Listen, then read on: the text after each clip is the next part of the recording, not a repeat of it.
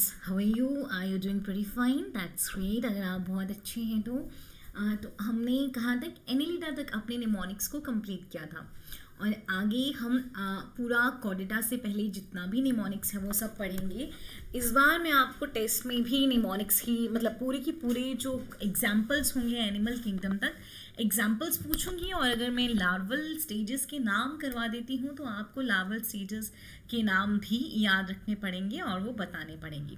ठीक है, आप प्रॉमिस करते हैं मुझे कि आप पूरा अच्छे से बताओगे और कहीं कोई लापरवाही नहीं करोगे। मैं चाहती हूँ तुम अच्छे से पढ़ो। अच्छे से पढ़ोगे तो तुम्हारे बेसिक्स क्लियर होंगे। बेसिक्स क्लियर होंगे तो फिर तुम और अच्छे से अपनी पढ़ाई करके नीट क्वालिफाई कर पाओगे। तो नीट क्वालिफाई करने के लिए बहुत ज़रूरी है कि तुम अच्छे से जैसे मैं बता रही हूँ वैसे करते रहो।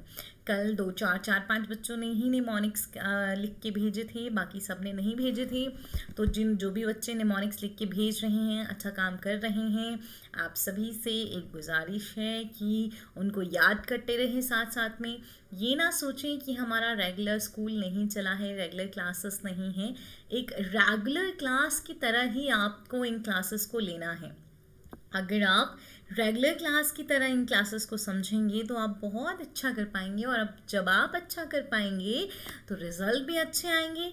रिज़ल्ट अच्छे आएंगे तो हमारे कॉलेज का नाम अच्छा हो जाएगा। ठीक है, चलिए आर्थ्रोपोडा का निमोनिक पढ़ते हैं।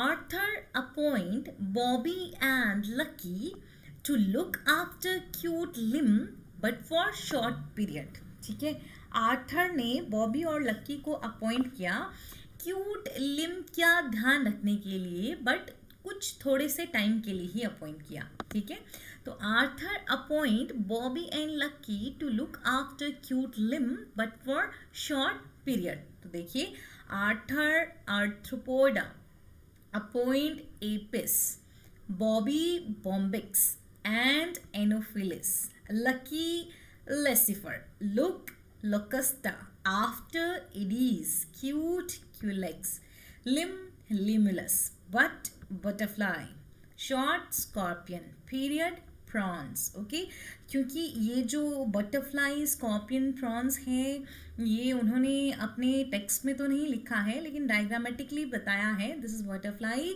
This is scorpion and this is prawn. चलिए, अब इनमें से कौन कौन से इकोनॉमिकली इम्पॉर्टेंट हैं?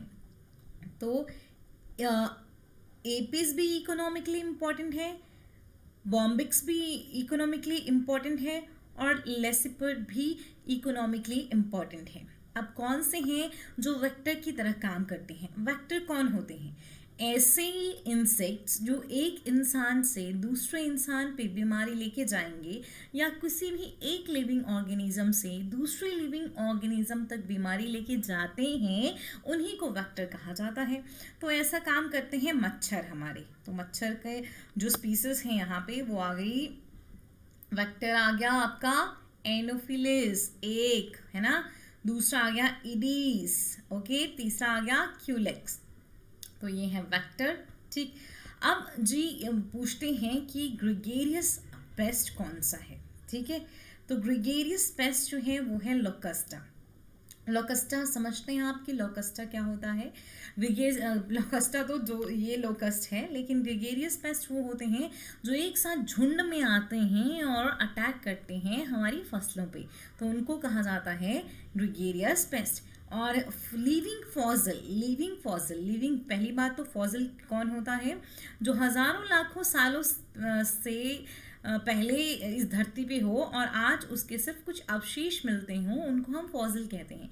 लेकिन लिमुलस किंग क्रैब एक लिविंग फॉसिल है, मतलब ये कई सालों से इस धरती पे है लेकिन अभी भी जिंदा है। तो ऐसी ऑर्गेनिजम्स और ऐसी लिविंग ऑर्गेनिजम्स जो कि कई हज़ारों लाखों सालों से इस धरती पे रहते आ रहे हैं और आज की कंडीशंस में भी वो सर्वाइव कर पा रहे हैं, तो उनको हम लिविंग फॉसिल कहते हैं।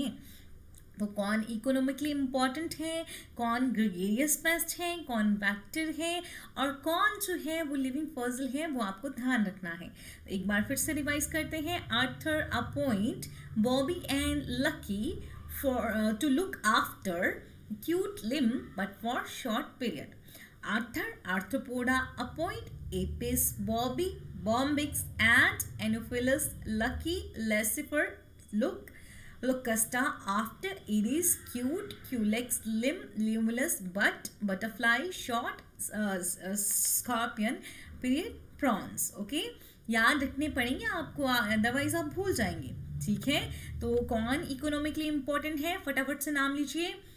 Apis, Bombyx and Laccifer. Apis, Bombyx and Laccifer. Apis आपका हनी बी जो होता है, मधुमक्खी जो होती है उसको एपिस कहते हैं. ठीक है, बॉम्बिक्स आपका रेशम का कीड़ा, उसको बॉम्बिक्स कहा जाता है. लैक इंसेक्ट होता है लेसिफर, उसको लेसिफर बोलते हैं. ठीक है, वेक्टर आपके सारे मच्छर आएंगे जैसे कि एनोफिलिस, एडिस एंड क्यूलेक्स. ये बीमारियां भी काउस करते हैं. जो बॉम एडिस वेक्टर आ गए ना, ये तो बीमारियां एक जगह से दूसरी जगह भेजेंगे. चलिए बात करते हैं हमारे नेक्स्ट निमोनिक्स की. नेक्स्ट है हमारा मोलस्का. मोलस्का का कैरेक्टरिस्टिक फीचर बताइए कि इनकी बॉडी के बाहर कैल्शियम कार्बोनेट से बना हुआ शेल होता है ना. आपने पढ़ा था कि नहीं, बॉडी पढ़ी थी कितने पार्ट्स में डिवाइड होती है, 3 पार्ट्स में बॉडी डिवाइडेड होती है. आर्थ्रोपोडा का बॉडी कितने पार्ट्स में डिवाइडेड है, आर्थ्रोपोडा का बॉडी भी 3 पार्ट्स में ही डिवाइडेड होता है. कौन कौन से हैं वो 3 पार्ट्स आर्थ्रोपोडा के? Head, thorax and abdomen. और आपका काम है, आपको मुझे ये बताना है कि जो हमारे पास मोलस्का है, मोलस्का की बॉडी कितने पार्ट्स में डिवाइडेड होती है. ठीक है, ये आपका काम है, ये आपको मुझे बताना है. आप बताएंगे, सब के सब बच्चे रिप्लाई करेंगे बिना गूगल से देखे. गूगल में नहीं देखना है, एनसीईआरटी पे जाना है. अगर आपको याद है तो बहुत अच्छी बात है, याद नहीं है तो एनसीईआरटी खोलनी है, एनसीईआरटी से देखना है कि कितने पार्ट्स में जो है मोलस्का की बॉडी डिवाइडेड है. फिर उसका आंसर आपको मुझे करना है. समझ गए आप? पक्का समझ गए? चलिए ठीक है. चलिए, तो आपके पास आ गया मोलस्का के लिए. Molly, Chetan and Den love to be wear पीला pink in April, September, October. Molly, Chetan और डेन 3 दोस्त हैं जिनको अप्रैल, सितंबर और अक्टूबर में पीला और पिंक पहनना पसंद है.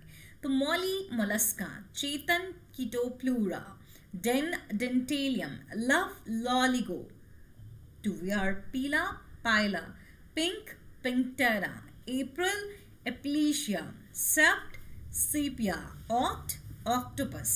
ओके, तो ये हो गया Molly, Chetan and Den love to wear Pila pink in April, September and अक्टूबर.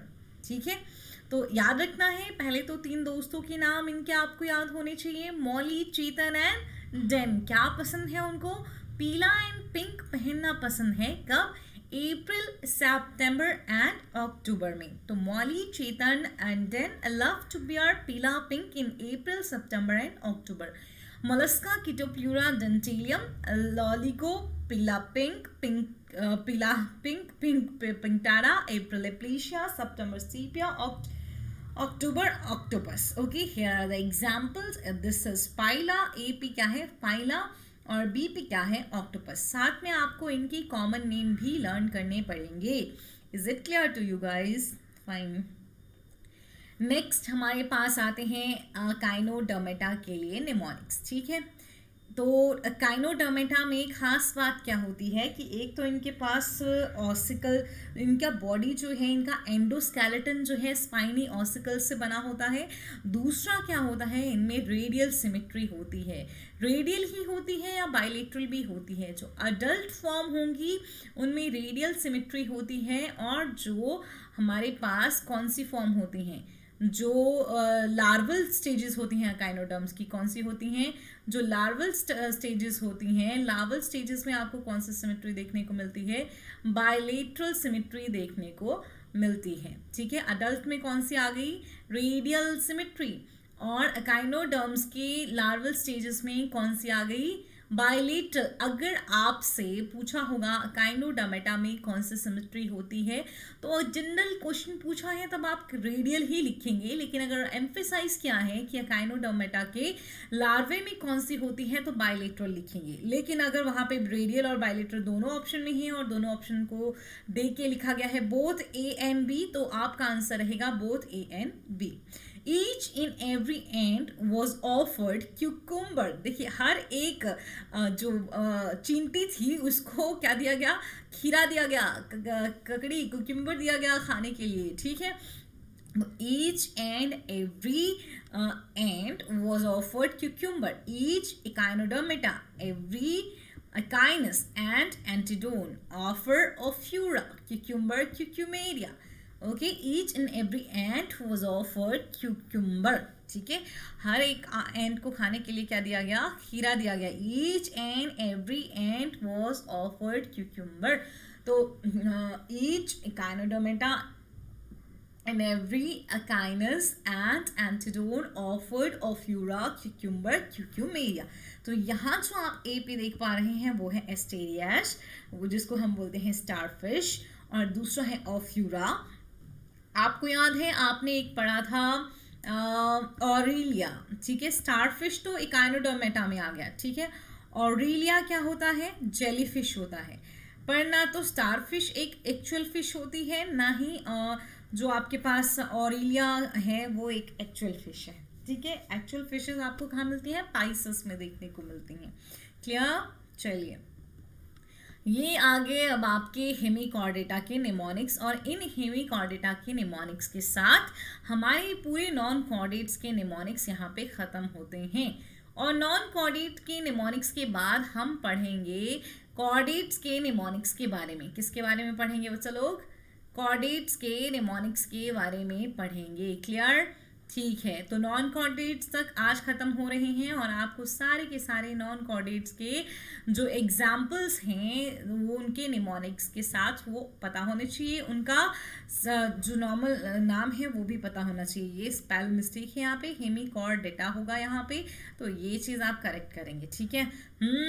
बेन्स glasses are superb glasses. Okay, तो क्या हो गया यहाँ पे, बेन्स ग्लासेस आर सुपर्ब ग्लासेस, ठीक है।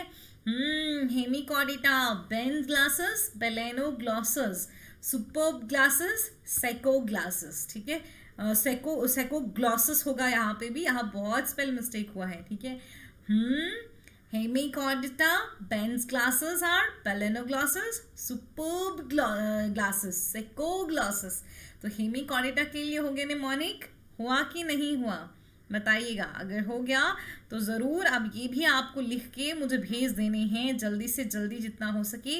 वैष्णवी आप बहुत अच्छा लिखती हैं, स्पेशली आपका मैं नाम लेना चाहूँगी, आपने बहुत अच्छे से काम किया है और आप आजकल काफ़ी एक्टिव भी हैं। रेवानी भी अपना काम कर रहे हैं और एक विनोद हज अपना काम कर रहे हैं, ठीक है।